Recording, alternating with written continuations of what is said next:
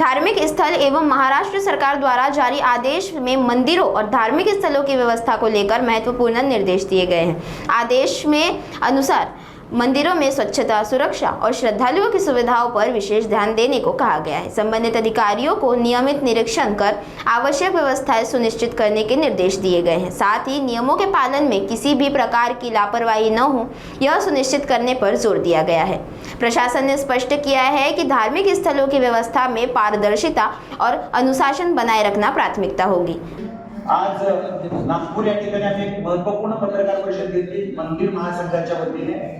मुख्य उद्देश आहे की महसूल मंत्री श्री बावनकुळे साहेबांनी एक स्टेटमेंट दिलं की राज्यातली 4.5 लाख हेक्टर इनामी जमिनी ज्या आहेत त्या वहिवाटदारांनी वास्तविक पाहता देवस्थानांच्या कुठल्याही प्रकारच्या इनाम जमिनी ज्या आहेत त्या कोणालाही विकता येत नाही, हस्तांतरित करता येत नाही, त्याच्यावर अवैध कब्जा करता येत नाही, कोणालाही त्याच्यावरती अतिक्रमण करता येत नाही।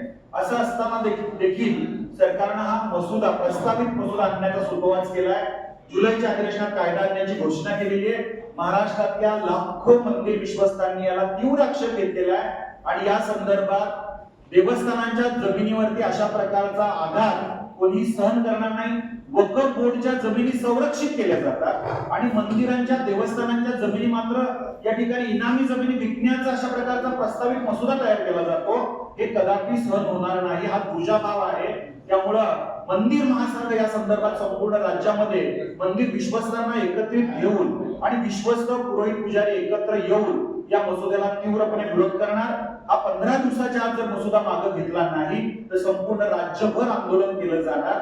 ही घोषणा आज आम्ही या ठिकाणी केलेली आहे आणि प्रामुख्याने आम्ही मागणी केलेली की ज्याप्रमाणे वक्फ संपत्ती प्रतिबंधित सट्टा प्रकार 7/12 जो असतो वक्फचा त्याच्या नावावर केला जातो, हा 13 एप्रिल 2016चा हा कायदा आहे। असं असताना देवस्थानांच्या बाबतीत सुद्धा अशाच प्रकारे देवस्थान संपत्ती सत्ता प्रकार जो आहे तो 7/12 देवस्थानांच्याच नावावर केला पाहिजे, ही पहिली मागणी। प्रस्तावित मसुदा मागे घेतला पाहिजे, दुसरी मागणी। देवस्थानांच्या जमिनी संदर्भातल्या सगळ्या ज्या केसेस आहेत त्या फास्ट ट्रॅक द्वारे चालवून त्या लवकरात लवकर निकाली काढल्या पाहिजेत।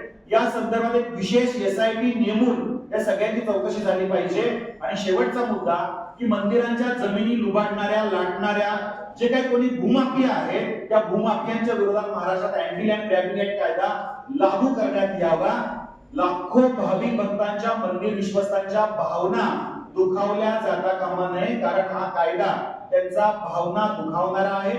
जरी प्रस्तावित असला तरी त्यासाठी आम्ही आज या ठिकाणी मागणी केली आहे आणि हा जर प्रस्तावित मसुदा मागे घेतला नाही तर संपूर्ण राज्यभर आंदोलन हे मंदिर विश्वस्तांकडून छेडलं जाईल। सर, काही ठिकाणी सातारा पूर्वापार ज्या जमिनी राजे असतील, महाराजे असतील किंवा तत्कालीन कोणी प्रशासक असतील यांनी देवस्थानासाठी त्याची देखभाल दुरुस्ती असेल, अन्नछत्र असेल, त्या ठिकाणी गुरुकुल चालवणं असेल, गोशाळा चालवणं असेल यासाठी दिलेले आहेत। याचं मुख्य कारण काय असतं तर जे कोणी वहिवाटदार आहेत ते मंदिराची व्यवस्था पाहतात त्यांचा उदरनिर्वाह त्या माध्यमातून चालावा आणि त्यांनी मंदिरात सेवा द्यावी।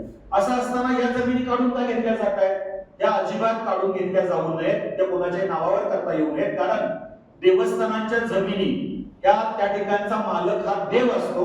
त्यामुळे देवाच्या नावावर असलेल्या जमिनी अजिबात हस्तांतरित करता येत नाहीत, हा कायदा आहे। असं असताना या सगळ्या गोष्टी बाजूला ठेवून नवीन मसुदा तयार करणं म्हणजे मंदिर विश्वस्तांच्या भावनांना वाटण्याच्या अक्षर दाखवण्यासारखं आहे।